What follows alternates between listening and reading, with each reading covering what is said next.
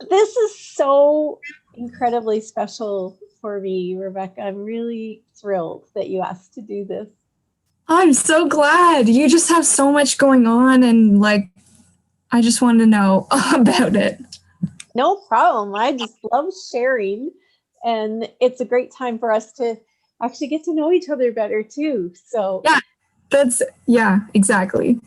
okay. Yeah, so my first question is, so your business started with writing and publishing your book, The Creation Guild. And how did that all come about? Like, what inspired you to write it in the first Mm, place? yeah, great question. So, well, my book is about empowering people to recognize that they have this creative flow within them. Everybody, doesn't matter if they can paint or draw or sing, whatever. And that this flow is the sweet spot to creating in your life, and that you actually can tap into universal forces like the laws of the universe and align with that to bring more power and energy to your creations, to your life, right? So consciously create in your life rather than the unconscious, oh, day to day, I'll just go with whatever life throws at me. And I have been a student of this since, I would say, 1990. In that, well, all my life. All my life, I questioned, like even when I was just little, like 8 years old, why are we here? How did we get here? What's the purpose of being here? Those questions that not every kid asked, which I didn't realize until I was much older, that people went, what? You were asking that? Like, you're weird, right? But it's been something that I've been fascinated with. Um, so I started doing a lot of reading and studying about it when my kids were really little, and working in groups and taking trainings and just experimenting in my own life with it and figuring it out. So when I got to the point where I was like, oh gosh, I would love to be a writer like this. Like I loved Wayne Dyer, and I would love to be a writer like Wayne Dyer. That was kind of like, oh, that's what I want to do one day. Is I just want to get up in the morning, get my cup of coffee, light a candle, and start writing. And that would be my day. And so there was a time in my life where I just kind of went, I remember it was like a November morning, and I just was standing in the kitchen, and all these doubts go through your mind about being able to write a book, right? And I was like, well, I don't know how to write a book. I know not one person in the publishing industry in any way, shape, or form. And it just seemed so far reaching to me. And I just decided, like, you know what? I'm a smart girl. I could figure this out. We could do this one step at a time and figure it out. Just the way I did my degree for education. It's like I figured it out, right? And as soon as I thought that, as soon as my belief shifted to, you know what, I could do this, it was like this whoosh of yes. And I got in my head, all of a sudden, the information of how this book would look started coming into my head. So I grabbed my journal and my pen, sat down at my counter, and just started writing. And I had the whole outline for the book. Like I knew exactly what each chapter would be about. And the introduction was done. And the first three chapters pretty much laid out by the end of that day. It was like that was in the morning, and at 5 o'clock that night, Uncle John came in, and I'm like, oh my gosh, it's supper already. Like I just wrote and wrote and wrote, and it was so empowering. It was an incredible experience. And then I just said, well, I'm just going to write it. I'm just going to write the book. I'll figure out the publishing later. And I did do some research in between about, sending out proposals to different book agents and that sort of thing. And that just overwhelmed me So I just went back to writing the book, and I wrote the book. And then after that, then I started to gain more information and connect with people that had written books and got some advice and that sort of thing. So yeah, that was, I mean, I highly recommend it. It was a lot of work. It took me about a year of writing because I couldn't sit and write every day. And, you know, when your time gets interrupted, like when I'd have to go in the classroom and teach and then come back to writing the book, it'd be like, okay, did I write this already or not? I'd have to go back and reread and keep moving forward. So it would be really nice. I understand now why writers take off to a cabin in the woods, right? And write their book, because that is the ultimate, right? Being able to just stay in that space and just write. Mm-hmm. Yeah. And so did you work with like an editor or anything for your book? I did. I connected with two different ways. I connected with, found out that a friend of mine actually was an editor for a company. That was her job, that she would edit everything before it went out in court off the court system or whatever. And so she actually went through a lot of it with me. And really, she only found a few small tweaks here and there. I think my years of writing in university and then, of course, teaching language arts really helped, because anytime I had a question, I would go back and I've always been a pretty strong writer anyways.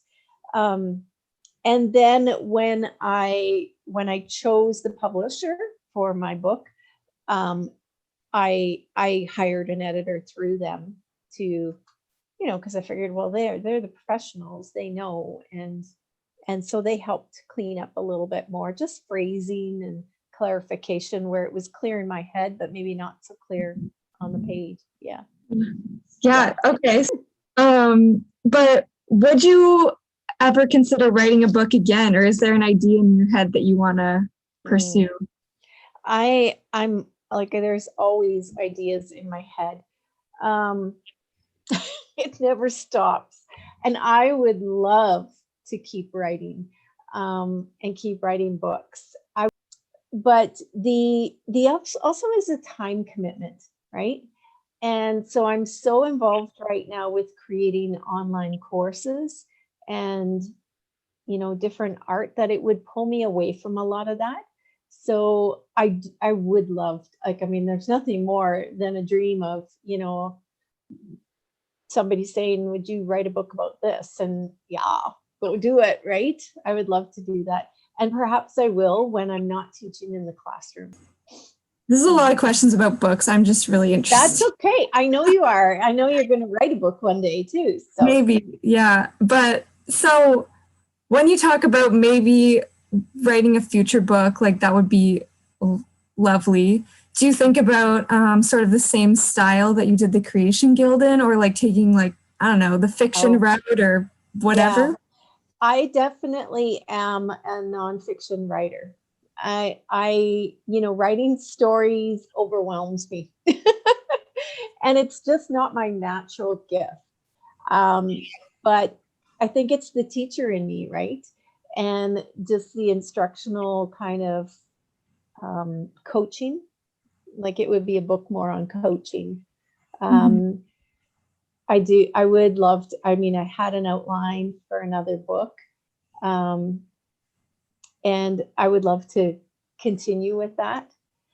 I think it would grow and expand into something more. Now, every year, it's like I have new ideas and a new expanded view of all of this, but it would be along the same sort of idea. It would still be around creating in your life, you know, empowering yourself to believe and really, really believe that you can do it, that you can do whatever it is that you want and that you put your mind to, right?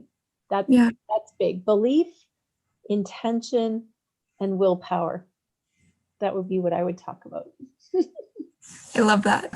So you kind of touched on this, but who is your business or website aimed at? Like, who is it designed to benefit, like, ideally? Yeah, that's a good question, because I've taken a lot of training on this too. So who's my target audience, Yeah. right?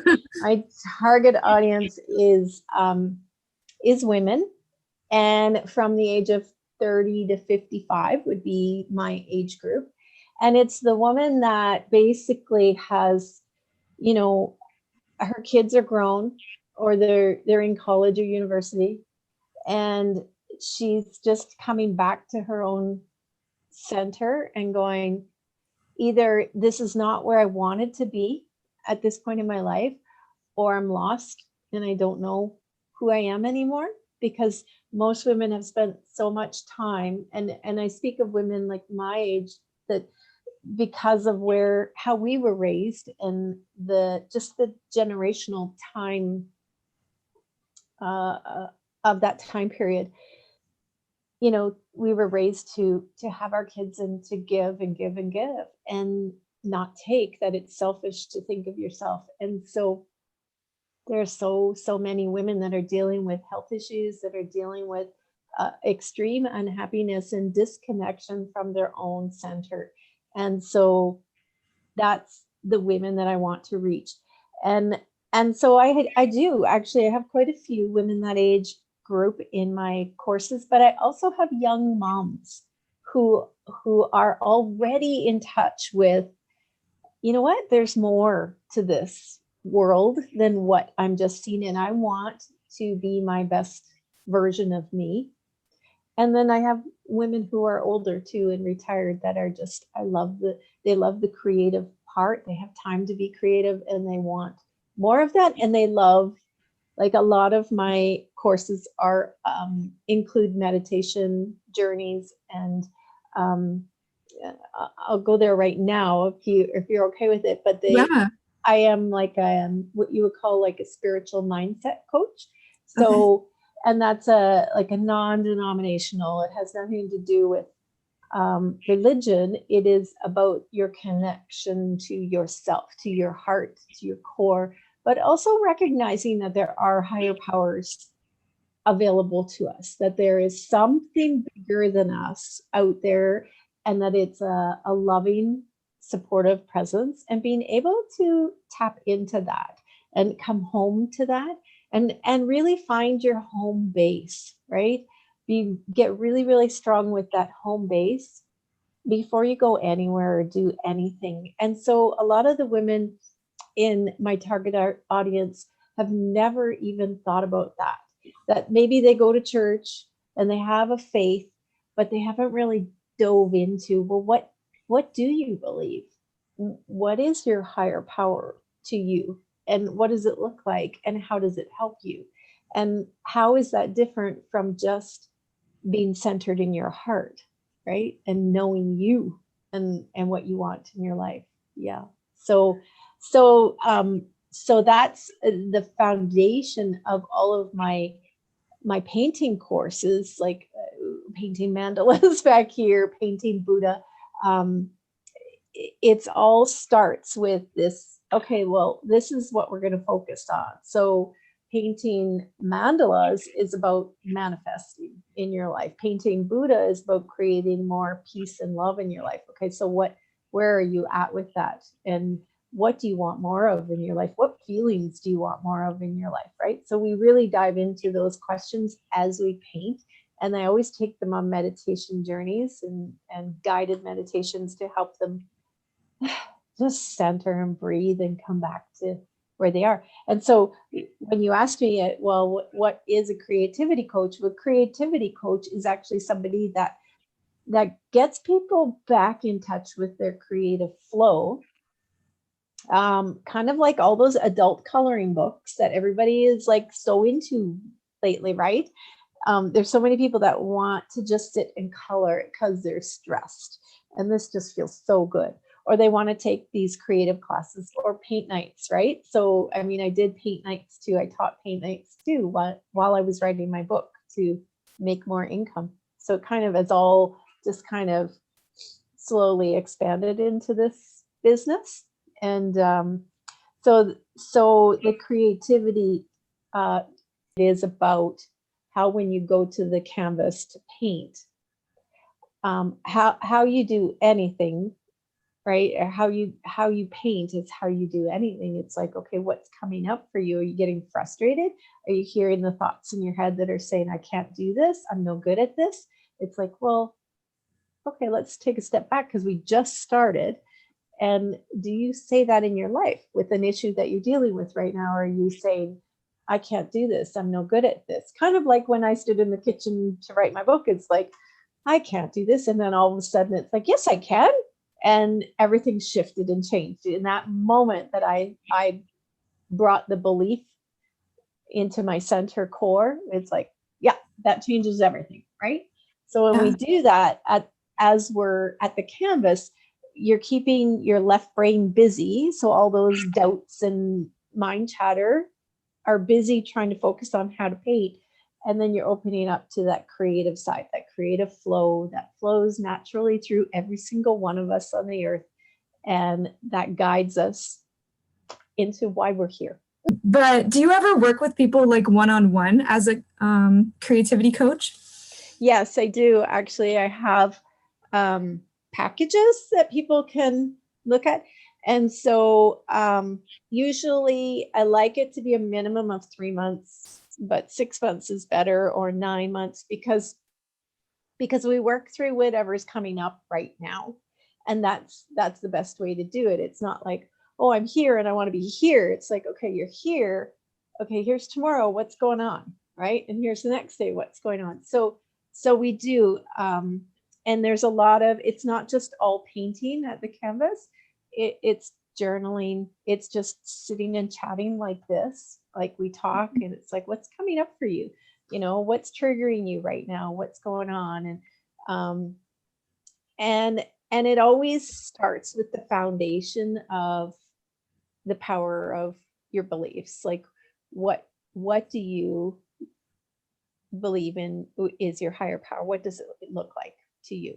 And we'll use your language, because it's not about what I believe, it's about what you believe.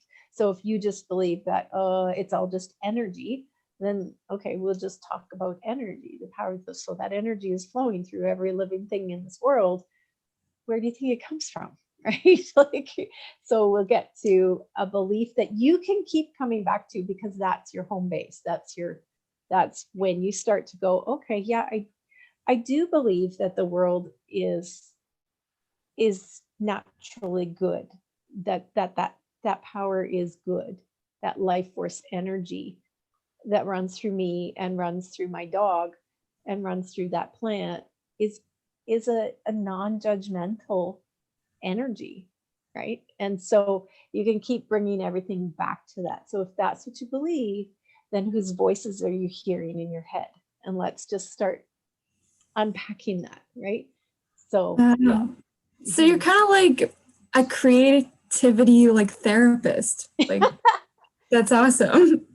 Kind of. I'm not a therapist. I've Yeah. been very clear. And there are women that we've uncovered things and I've said, okay, this is beyond me. And here's some names of therapists to go to, because I will not touch that. And it's too much and it's too sensitive. And I certainly don't want to. I want to help. Here's how I started to understand, there's a lot of people out there that are becoming life coaches, right?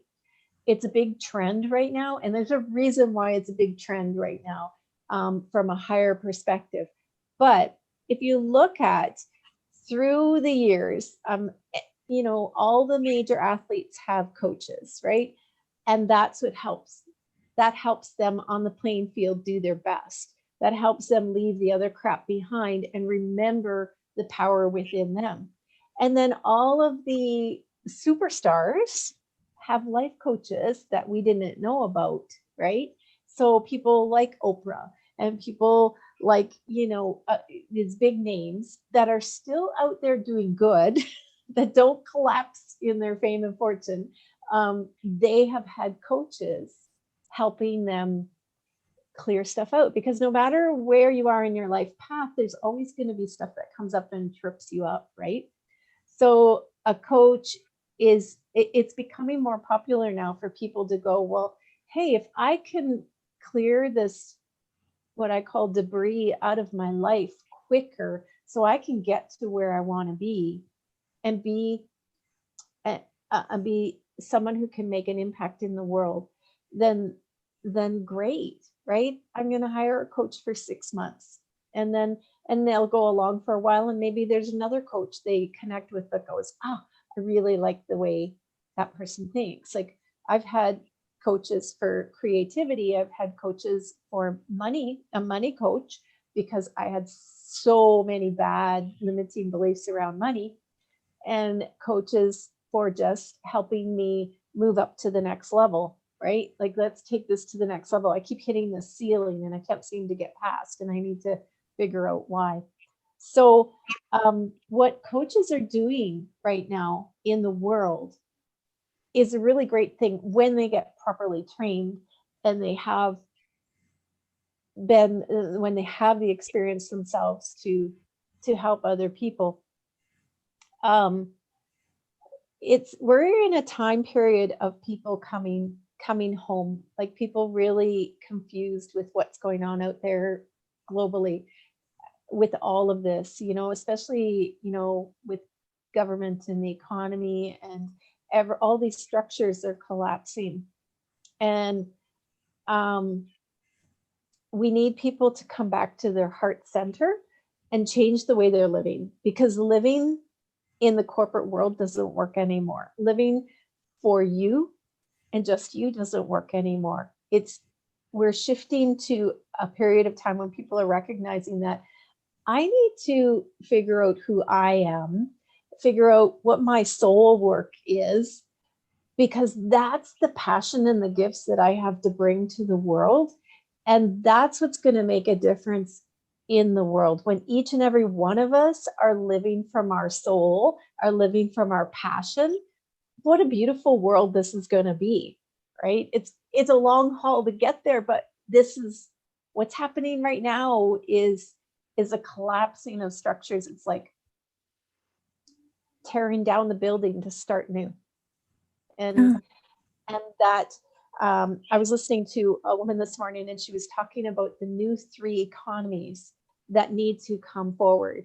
We need the economy of love, and people need to be sourcing their love from the right place. And then the economy of trust, which is, are you telling the truth? Or the economy of truth, so that we can trust, right? Are you living from your truth? Are you living what you love to do, or what your parents wanted you to do, right? Are you really following the path of what you came here to give to this world? Because you are a gift to the world.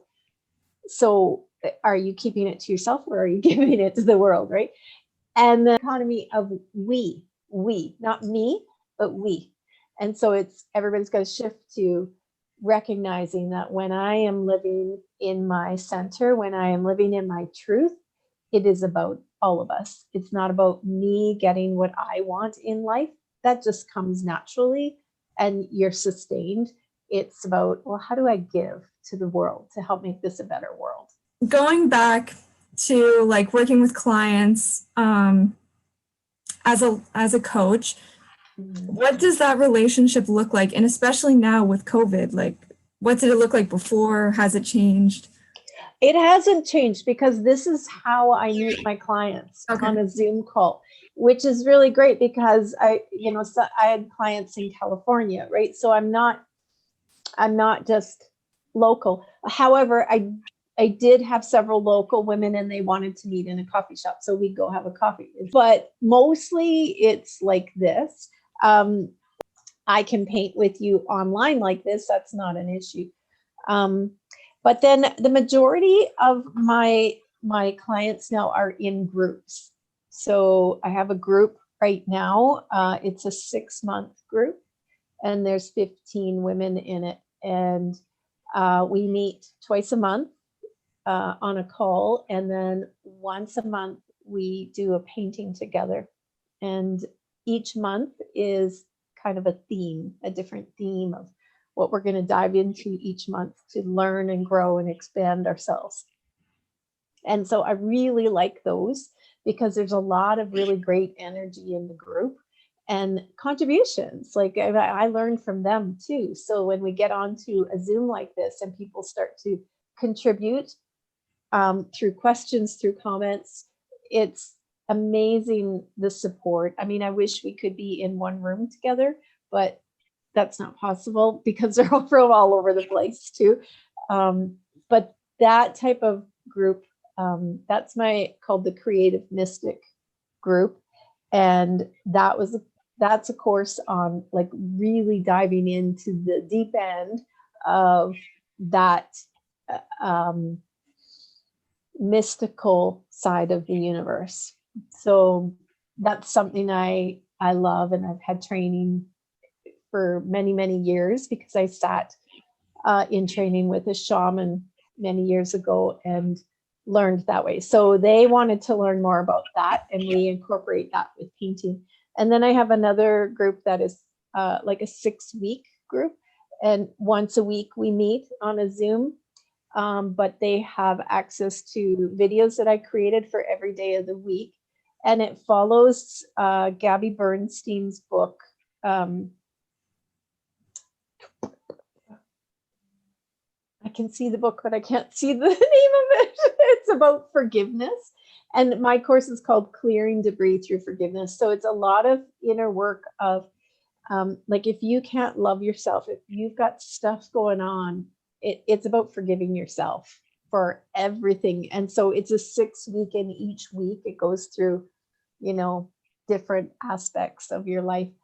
It's intense, but really, really, really good. And I take them through creative activities too. So it's like a creative therapy for people that don't need a therapist. Right?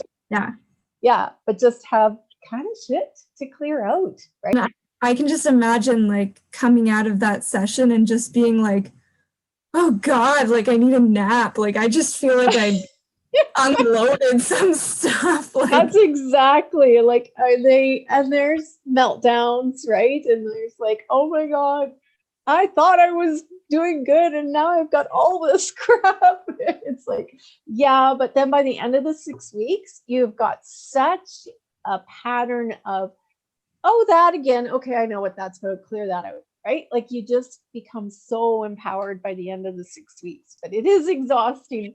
And they have said that to me. It's like, whew, you got to commit to that, right? But I've done it. I've gone through it 3 times, and every single time I go through it with my groups, more clears away for me. Okay. Next question. What does a typical day in your life look like?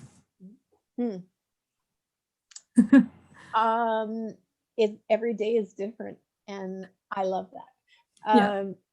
So I teach in the classroom Monday, Wednesday, and alternate Fridays. So those days are my classroom days, right? And I'm out of here by 7:30 and back at 5 and wiped out. So middle school, right? So that's busy. And then my business days are the alternate days. So it could be me while doing this. It could be me getting social media done. I do have a weekly blog that I post. And from that blog, then I set my social media up for the week to spread out to them. And I am always creating new courses, like getting ideas for new courses and creating them. I do, like right now, I have my Buddha painting workshop, and that is every Tuesday evening for 3 weeks. So next Tuesday is our last week together. So at 7 o'clock every Tuesday, we've been meeting to do an online painting, but I record it, and then that'll be on my webpage for sale, already done. So I keep adding to my webpage so that these things can sell in the background and keep going. So I'm always looking for new ideas of, oh, what's another like small painting I can do? Because in my groups, we do bigger paintings, but and then of course, then I like to paint just for me, right? So just painting my scenery paintings. I mean, we just went to Jasper and I would love to get more. I have actually this one here, my waterfall. You can see it. I've been working on it. But it's almost done, but I'd like to do more. But finding time for me just to paint for my scenery paintings now is tricky, but got to get more of that in. On Tuesday, I delivered artwork to a store because they want to display it. So it's always busy and changing and different, right? Getting things printed, picking up artwork, dropping off artwork. I really need an assistant.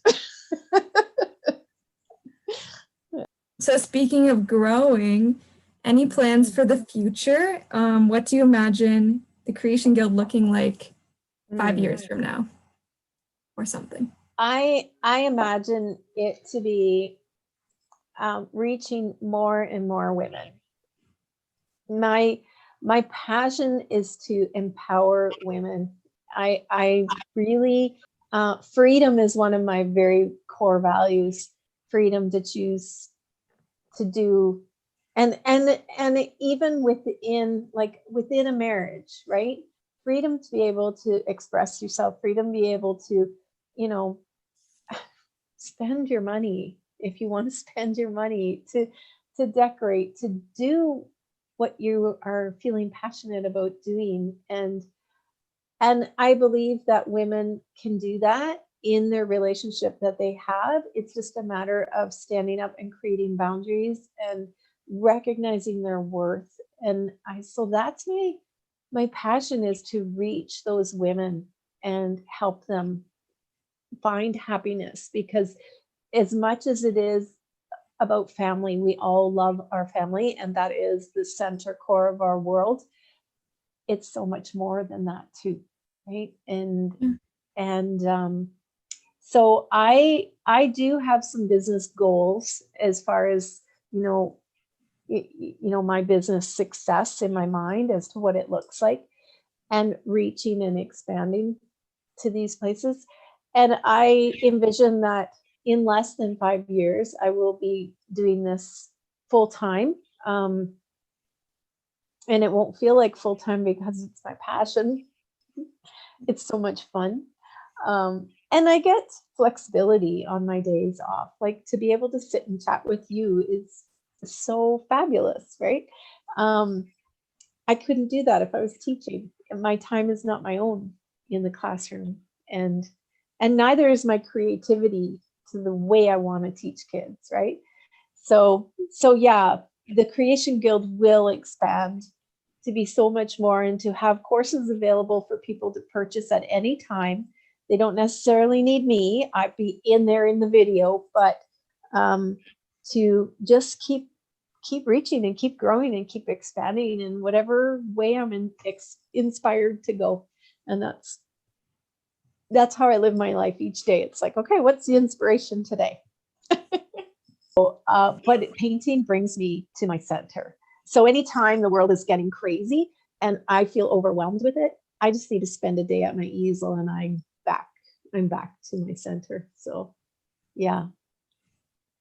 I hope that answers your question. It's not really, and it all really blends together, like it's interesting how it has happened in my life, because I started painting when I was like 8 years old with Grandpa, and have always like painted and drawn.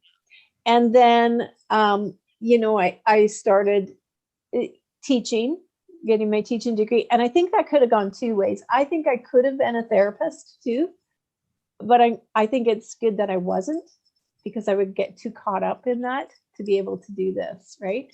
So I became a teacher. So and my spiritual side is, like I said, ever since I started talking, I'd be like questioning things. Why are we here? And what do you mean by God? What's God, right? And I was going to different churches I would go to our neighbors' churches with them because I wanted to find out what it was all about. So here I was, the kid that wanted to go to church, but nothing fit, right? Nothing ever fit for me. And then, until I met this shaman and sat in her circle, in her circle. And then the native traditions, earth-based traditions really, really made sense to me, right? So anyway, so I had my painting, I had my teaching, and then I had my spiritual, and they were all quietly in their own separate lanes. And then all of a sudden it's all come together into one. And it just naturally did that over time. And so that's when you naturally follow your heart, it does all come together. Yeah. I think that's all my questions I had written. I just, some came up in my head that I just wanted to ask. Yeah. Do you have any recommendations for like maybe a podcast or a book or even like a retreat or a course that you would recommend to someone who wants to know more about what you're talking about? Okay. Other than your own stuff, because obviously. Okay, I was going to say, well, number one, so the creatively, well, let me think here. So my creatively fit teacher is Whitney Freya, and she's online. So she has a YouTube channel, and you could follow her. And she's really great for that. Podcast. You know what? I tend to go to YouTube more than podcasts, but they're kind of one and the same because they cross over, right? And I have certain people that I follow on YouTube. I absolutely, my other teacher is Gabrielle Bernstein, who has written, I don't know, 7 bestseller books. And she's the one that I went to New York and got training with for coaching, to be a coach. So she's great to listen to. Who else do I listen to on my YouTube? Just a minute now. I love Marie Forleo. She's great. I do sometimes listen to Greg Braden. He will look at the mystical side of science, right? And what is science now confirming that, elders have known for hundreds of years, things like that. So I do listen to him a lot. But I love Gabby Bernstein. I love Marie Forleo, like the upbeat. I love Oprah, of course, everyone that she interviews, Eckhart Tolle, like all of those people. I would start, and Abraham Hicks. Yeah, that's all. That's everything. And that was like really, really good. Oh, good. I'm glad you liked it. Perfect. Getting really clear on, what do you want? What's your calling? What's your big vision and purpose? And once you get really clear on that, like when I sat down and got really clear on my higher power, and then on, well, how do my gifts help serve the world? Like, what is it that I'm passionate about? Sometimes you can look at what makes you really angry to get clear on what you do feel passionate about, but she helps you do that. And once you get really clear on that, then you get really clear on, okay, where's my website going then? Where's my focus for my posts? Because I was, for a long time, I was just posting positive posts, and I didn't know why. I just felt drawn to do that, is just keep posting these nice uplifting posts, right?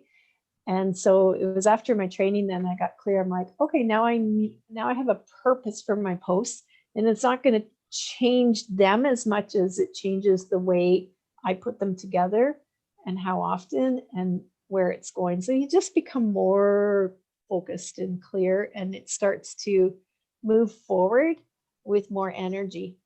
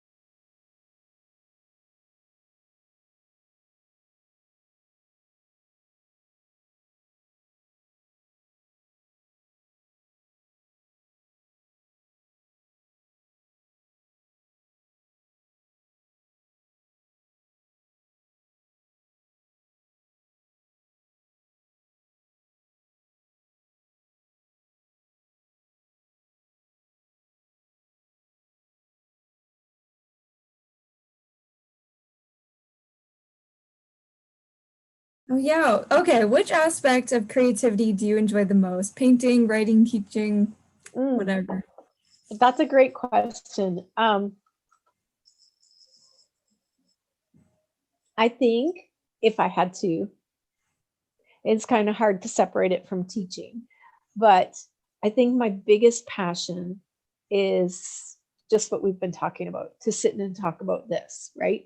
To sit and talk about um, your passions in life and empowering yourself, and how do you do that? And that's number one. And then painting, I'd say, is number two.